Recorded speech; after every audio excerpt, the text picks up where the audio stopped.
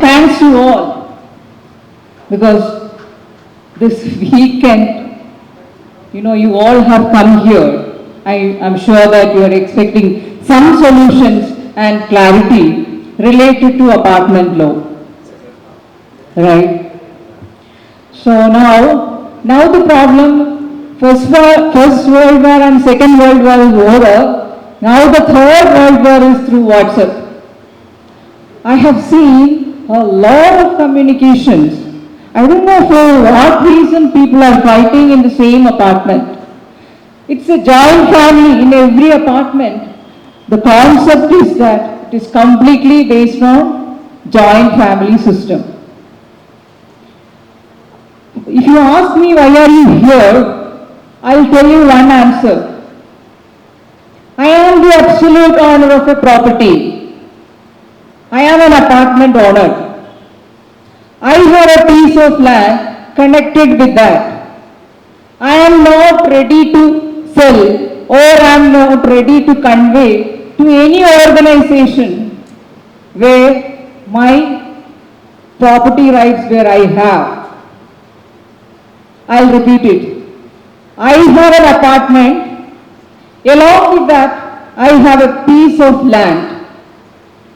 We call it as undivided share. The difference between this piece of land and an individual house is only one difference. This cannot be divided. That is why we call it as undivided. I am sorry if I am going to the basics because I have received a lot of questions from people asking all these things. I know that you are very educated, you all know about many of the things. But IT people, I think they are more interested in codes and transcription kind of small data. Probably we can also try to put all these things in that particular form. So let me start with a little basic. Hopefully I won't test your patience, that's what I believe, especially Justice Hegde's patience. So we are just starting with the presentation.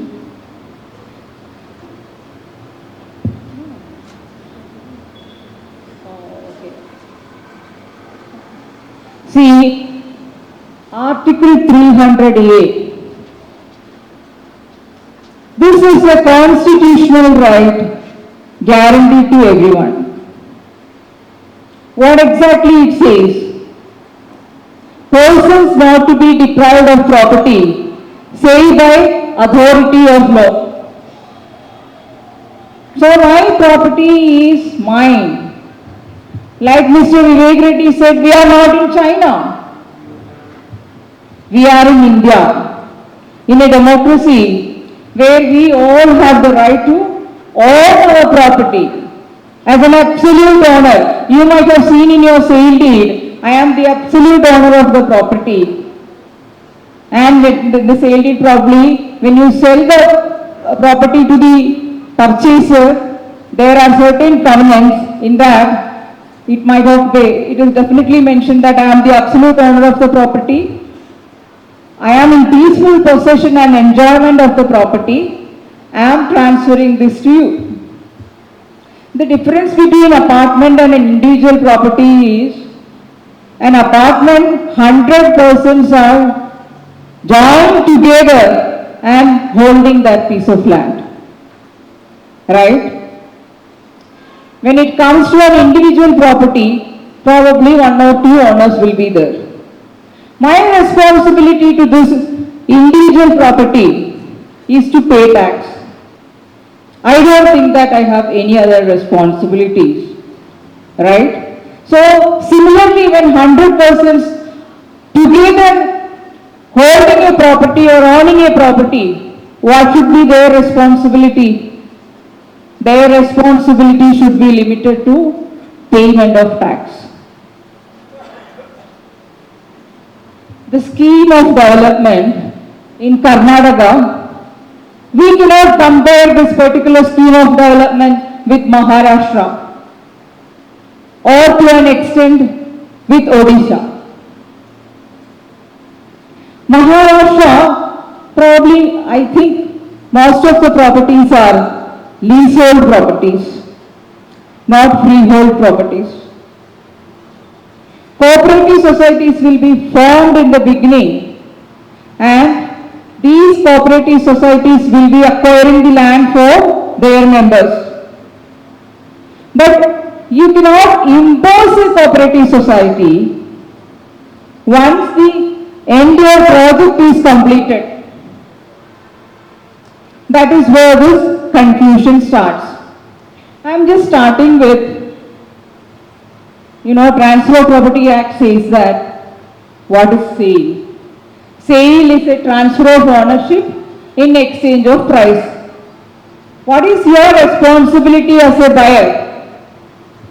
What's your responsibility? You have to pay money. Apart from that, what are the other responsibilities? KG tenter, buyer beware. Have you heard about this? This particular thing says that you should be aware of what you are going to buy. When you are buying a mobile, definitely you will be checking a lot of features, whether it is Android, what is that, how much is the capacity and all those things. Likewise, you have an obligation to verify the property, complete your file. Otherwise, tomorrow when you are going to sell the property, that time you may not be having enough documents. Okay, after that you can give it for a verification to the lawyer. Based on the lawyer's report, probably you can take a call on this. That is the basic things related to property purchase.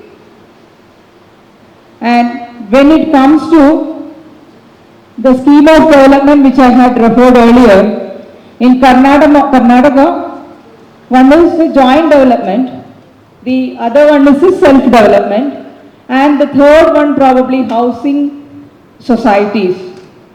Housing societies are less, but most of the developments are either self-development or joint development. When you purchase a property, you will be booking an apartment, right? Paying some amount. Nowadays, builders are collecting around 7 lakhs, 8 lakhs for the booking, and sometimes they may not be ready to share the documents for your verification. You might have faced all these issues. Many people have approached me by asking, how can I get the document? If I pay 7 lakh rupees, if this property is not good, what should I do? We don't have option. My suggestion always is to give a post-dated check and insist for the documents, and only after the verification and if your lawyer says yes, you go ahead with the purchase. Then, what is the next stage? Sale agreement. Sale agreement through which you are agreeing to purchase the property under certain terms and conditions. So first is the booking, second stage is the sale agreement, third stage is the sale deed and conclusion of the sale. All these are similar to all the properties. There is no difference when it comes to an apartment. The difference in apartment in that we are holding, 100 people are holding the property together, and that land cannot be divided like a joint family property, a big joint family property you just consider. In that everyone will be having a share, right? Only issue is that till the partition has happened, you won't be getting a portion, you cannot cut that portion. Okay, so one sale agreement, I'll show you what exactly it is mentioned in a sale agreement, because the dispute is connected with the formation of association. This WhatsApp battle is mainly connected with under which association we can form, under which act we can form an association. So basically there are three acts. One is the Societies Act, second one is the Cooperative Societies Act, third one is the Karnataka Apartment Ownership Act. What is the difference between these three acts? Societies Act, every act has objectives. The Societies Act's main objective is what? To do charitable purpose or scientific or literary purpose. Basically an NGO can be formed under the Societies Act. So court knows that you are not doing any charity in apartment, lot of money is coming, lot of money you are spending. So someone has challenged it before the court. Then the court said you cannot form an association under the Societies Act 1960 because its objectives are not in line with the Apartment Owners Association. What is the main objective of an Apartment Owners Association? We have to manage and maintain it, right? Apart from that, is there any other obligation they have? We have a property, 100 people are joined together and purchase that property after paying enough consideration. The builder has moved out of the property. What is the next step? It has to be maintained and managed by we all together. 100 cannot, continuously manage. So we are forming an association in that a committee will be managing. So what I am trying to say is that the Societies Act, court said, its objective is not in line with associations, apartment owners associations. And in many cases, court has quashed the society. I am talking about Societies Act 1960. I know that it is difficult to remember all these things. 1960, remember, under 1960 we can form NGO, at least that you can remember. So after there is a division bench order, in that court, whatever I have mentioned earlier, it is not in line with the objectives, then the court quashed. And after that there are many court orders where the court said, we are quashing the societies and you should go ahead with forming an association under Karnataka Apartment Ownership Act. Why the court has mentioned the Karnataka Apartment Ownership Act? Because it is a specific statute, right? You have a PF, you know that you all are working, definitely PF accounts will be there. So your PF account will be under the PF Act, not under the Companies Act. right? Likewise, when we have an act which is specifically dealing with the apartment ownership and connected with that, court said you have to utilize that. But I don't know what is the battle now which is going on through WhatsApp as well as in the court. Many people are not ready to form under Karnataka Apartment Ownership Act. I have received many queries. In that, one in the sense there is no certificate of registration. Right? The second one I'll tell you because it is circulating among you guys. The second one, who is the competent authority? Okay. So when you register your property, sale deed is the title document. Do you have a certificate issued from the sub-register office? You have a certificate? No. You have the title deed. Forget about that. Do you have a name certificate? My name is Beena. I don't have a certificate which says that. This is your name certificate. We have PAN card, we have Aadhaar card. All these are showing the identity. PAN card is related to income tax, right? Passport is showing the citizenship. So, the Act has mentioned certain things to be done in a particular way. It has to be followed. Act said, Section 13 of the Act said, you have to register a deed of declaration before the jurisdictional sub-registrar office. You have to execute a deed of declaration before the jurisdictional sub-registrar office. You also have to execute an individual declaration. These are the two things mentioned in the Act, and the registration is mandatory. Along with the deed of declaration, the Act has given a model bylaw. This model bylaw you have to attach as an exhibit. It has to be attached as Exhibit B. Form A is the deed of declaration, Exhibit B is the bylaw. What are the contents of the deed of declaration also beautifully mentioned in the Karnataka Apartment Ownership Act. In section 16 of the Karnataka Apartment Ownership Act, what are the contents of the bylaw also mentioned. So what we have to do, we have to submit a deed of declaration annexing this Exhibit B before the sub-registrar office, and sub-registrar is the jurisdictional authority to register it because it is a deed.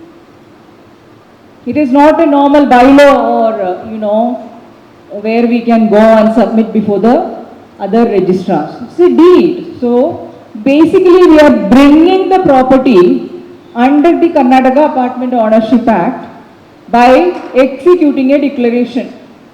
You all have single document of sale deed.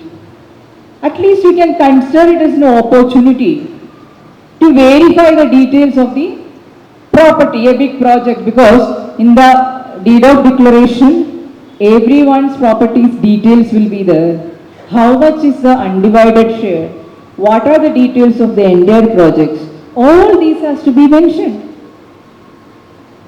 But now the problem in the sense, because of the continuous threat, I don't know for what reason, sub-registrars, they also have a little reluctancy in registering the deed of declaration. Court has asked between one project, I can clearly say that the project name is Lilium Gardenia. Court gave an order saying that you have to form under 1972. But when this particular document is submitted before the Cooperative Society's registrar, registrar has issued a letter by saying that you should form under Cooperative Societies Act. See, the authorities are not ready to follow the court instruction. Whatever might be the hidden reason, Basically what I am trying to say that we have a specific statute. It has to be implemented. It is a very strong act. The next one, when it comes to the certification, this is my answer. Act has said certain things to be done. That you have to do, you need not have to travel beyond that. The PF statute says that you have to submit an application, or Passport Act says that you have to submit in Form F. You need not have to give Form E also. Right? It is over. After this deed of declaration is executed, we will have to submit these documents to the competent authority. That is the second question. Who is the competent authority? Act has mentioned that cooperative societies registrar is the competent authority. I don't know why this particular, discussion is happening on there is no competent authority. But the definition clause itself, it is very clearly mentioned that competent authority is the cooperative societies registrar. So after this deed of declaration is executed, you have to submit this document before the competent authority. Act said you just submit it. Act hasn't asked him to verify or do any other things, because it is already been registered by the sub-registrar. So double registration is not possible. So A, B, C, D steps, after doing all these A, B, C, D steps, your association is completed. Formation of your association is completed. The constitutions are created. The next step is to conduct the election. You conduct the election, select the people. It's a private property. It is not a public property. A private property, we all are owning in pieces, but it cannot be, shared. It cannot be removed because of that particular nature of the apartment. Okay. So according to me, the Karnataka Apartment Ownership Act, there are small modifications or amendments are required. It is as per the scheme of Karnataka, as per the scheme of the development which is happening in Karnataka, and there is probably some amendments may require. So that is why government has also a plan, and government said they will be following, they may be following, that is what I heard, the Odisha model. We have Mr. Pradhan, he is from Odisha. He is the person who has filed public interest litigations, and now Odisha has a different model, a new act of Karnataka Apartment Ownership Act. But Odisha and Karnataka, likewise I said about Maharashtra, there is a little difference. I had gone through the sale deed which Mr. Pradhan has given to me.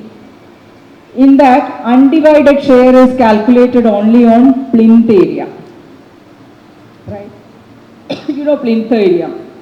The building, whatever it is constructed, on that basis, built up area basis, undivided share is calculated. It is not based on the entire project. I will show you one sale agreement of Karnataka, you just take it.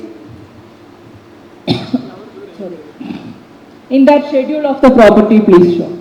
Yes, this is Schedule A.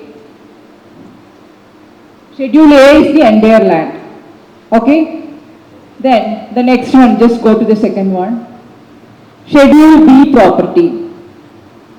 Then Schedule C property. 1 second, can you just scroll down? Schedule A. Schedule little. See, that green color, out of the above extent of 3040 square meter and 114 square meter are relinquished for parks, open spaces and road widening, respectively in the Schedule A property. The UDS on the land is calculated after deducting these areas. So the entire land of the property, whatever we have relinquished or the builder has relinquished, you have to minus it. And then UDS has to be calculated. UDS is the piece of land which you own. There is a formula for calculating this UDS. The built-up area of your apartment divided by the total built-up area of the entire apartment complex into the total land area. If you calculate it, you will be getting the exact UDS. Everyone can do that. Then cross-check it whether your UDS is correct or not. Okay? And if all these UDS, if you add it, if it is tallied, you can confirm that your land is there. And that is also, and that land is also in this sale agreement again, you just check it. Can you show the sale agreement?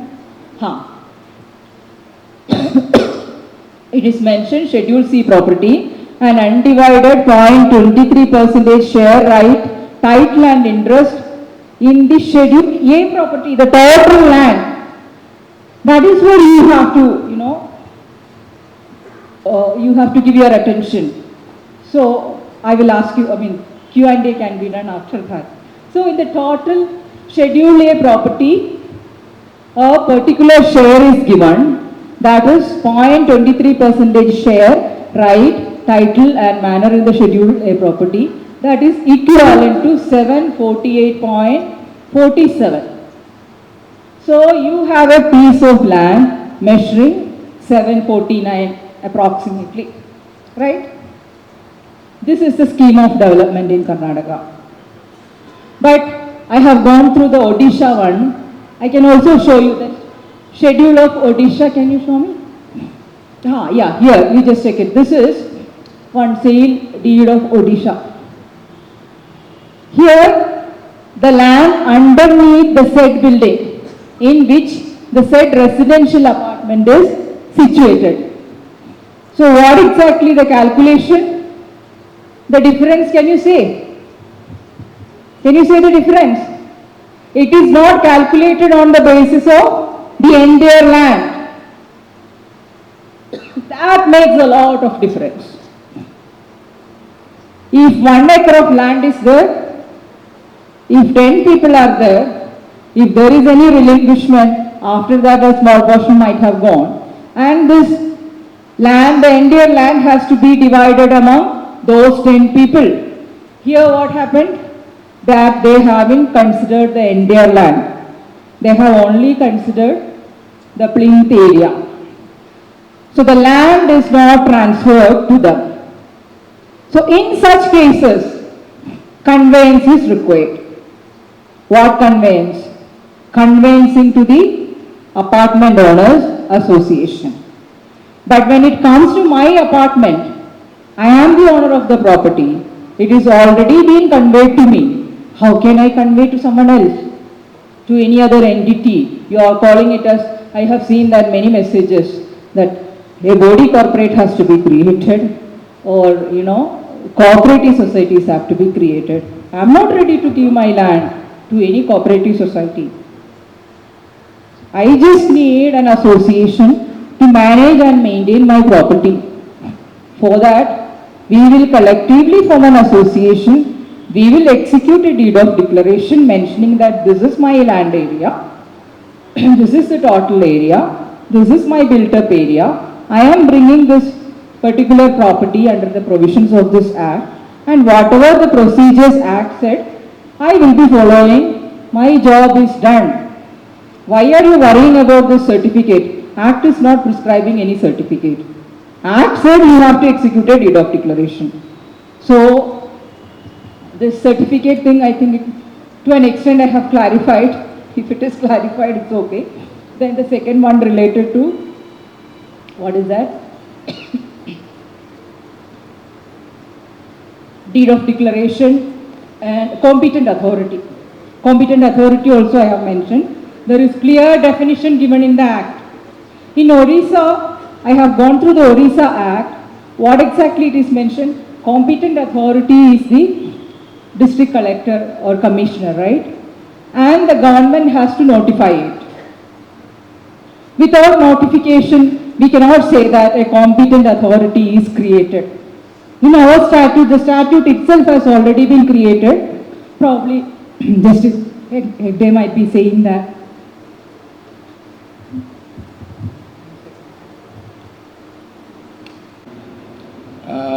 While talking about what is happening in Odisha or what is happening in Odisha, there is a lot of commonalities between Odisha and Karnataka. Like I can talk about three things. There are buyers. I am a buyer from Odisha. You all are buyers. There are builders. There are apartments, and there are sufferings. These are four things that is common. The provisions of law can change, can be different from cities to cities, but there are some issues which are different, because after all of you know that land is a state subject. So naturally there will be some differences in the laws, and to cater to that there are state laws. That is exactly what RERA 11(4)(e) very clearly said. Someone told about that association has to be formed as per the local law. So here comes the discussion on Apartment Ownership Act. In Odisha, what happened? We do, like you have got KOFA, like in Maharashtra is MOFA, we have got KOFA here. We do not have a UFA in Odisha. We do not have that law at all. We had our Apartment Ownership Act that was in 1982. Now, but three data point I can give you. Not a single association ever registered under that act, even today, till today. Not a project, not a single project submitted to that act, not a single declaration registered under that act. So practically that act never existed in Odisha. So what was happening? We were going to register our associations or societies, we were going to the Society Registration Act. And so all of us were charitable entities. The land, no control. Vinaji showed that only the plinth area has been divided. And that is also not consistent. There was no law to actually control that, only the plinth area has to be given. Some builders did not give a single inch of area. Some builders gave 13%, 20%, 30%. I have not seen a deed in Odisha where the land, more than 30% land has been given. So that is exactly where we started. Like I came into this particular thing in 2018. When my own flat was sold out, because I started raising a voice, and my own flat was sold out. As a matter of fact, the unit has been sold out. In the same project, I am staying as a tenant, and I am still fighting the case. And that is the time when we approached government, what to do. So there was a vacuum. At least Karnataka has got something. That's why you are discussing about which one is better. You have some options. We didn't have an option. So there is a vacuum. And that is the time when RERA came in. So RERA actually brought some kind of regulations, some processes it brought along with it. Three things which struck me very much about RERA. It spoke about delivery. It spoke about delivery in time, and also delivery as promised. And this is where we come. When we say that delivery as promised, that means as far as we are concerned, my flat I must get, I am paying for it, right? Second, I must get the land because I am also paying for that. And that is where it is my apartment. It is my money. It is my land. And it is my common area. That's why I must have 100% ownership of what I have paid for. How it comes, that is something to be deliberated on. And that is what we did. So the common area means, actually, if you see the definition of common area in RERA, it is the entire land. So there is no question of a plinth area or something. whatever it is, the common area means the entire land. Along with comes the other amenities and facilities. And from there, after RERA came in, it showed us some path to follow. And that is where we started approaching the government for change of local law. Like we had a local law, as I said, 1982 local law was there, Apartment Ownership Act, nothing had happened. We requested to appoint competent authority. I have heard about some competent authority issues here also. There are no competent authorities. And we started talking to IGS, the Department of HUD, Revenue, and practically on this particular matter, the IGS didn't want to hear what the HUD was doing, or for that matter, Revenue was also not bothered about it. So there was a complete gap between these departments. And the sufferers, as I said, one thing is here, our suffering. So it was 2018. February actually, the journey of multiple court cases started, and I myself filed 4 PILs in High Court. 2 of them went to appeal in the Supreme Court. And after all these things, last year we got our Apartment Ownership Act. This Apartment Ownership Act, actually everywhere in the country it is known as Karnataka Apartment Ownership Act. Odisha, the new act says Odisha Apartment Ownership and Management Act. So the speaker just before me spoke about it's not only about the ownership but also after that. What is going to happen after that? So we very deliberately kept the name as Odisha Apartment Ownership and Management Act. In 5 or 6 points, I'll tell you what we have done. We very well know that the act is not going to be a perfect act and there will be no amendments. There will be amendments, there will be changes. But we have taken the first step. Coming from a state like Odisha, which is a very small state in terms of real estate business, in a way it was easier for us to drive this thing because the opposition was very little. But at the same time, we had to teach the entire government machineries that what is apartment and what is land and what is UDS and all these things. So it was easier. At the same time, at times it was difficult for us. In this particular act, there are 5 or 6 things that stands out. 1, RERA has used the association as an association of allottees. This term it has used. There is a reason. As you know that under 11.4e, RERA says that on 50% booking the association has to be made. Now 50% booking means the ownership has not been transferred, the construction is going on. We all are allottees. Like among you, many of you are already owners. So think about those days when you were allottees and you were facing similar problems. So we use the word association of allottees. This is what. So the question and answer session, probably if you have any doubt you can ask me. Mr. Dhananjay was raising his hand. I don't know. Yeah. So any doubt is there, please come.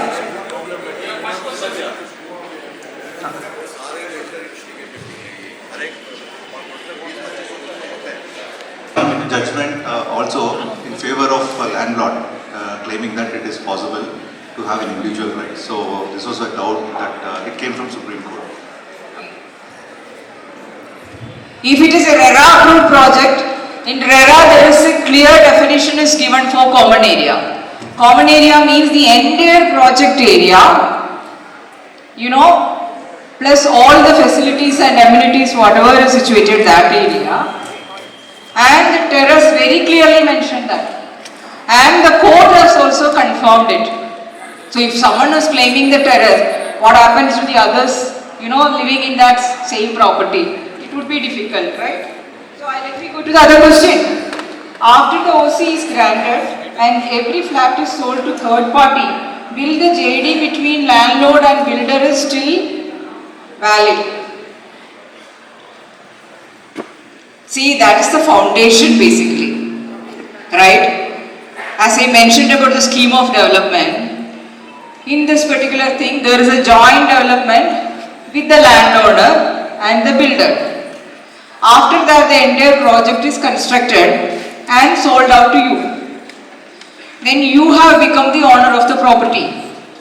JDA, I cannot say that it is a cancelled document, but if it is not in favor of you for certain other things, definitely you can take a stand on that. You can dispute that. Yeah. When will the 1972 amendment with current scenario be released? That is the government decision. We don't have any clue on that. Whatever I heard is that they may be following the Odisha model. That is the reason I had explained about the Odisha model. Karnataka's scheme is the Nalchand Lal or something. The court has mentioned that parking area is a part of the apartment unit. See, if I have an apartment ABC and the builder has given a parking slot, it has to be connected with my unit. It's my private property. But by any chance, builders are doing a lot of mistakes. By any chance, if they have not, there is no option of traveling, I don't know how will you object them. But if your question is parking area belongs to you as a private property, yes, of course it is yours. No, madam, here also one point. See, if parking, since parking is a part of the common area. No, parking area, see for example, he has an apartment known as ABC. In that ABC, parking area 101 is allotted to him. So he has absolute right over that parking area. But when it comes to the visitors parking area or the additional parking area after allotting to the apartment owners, that belongs to the, it's a kind of a common property.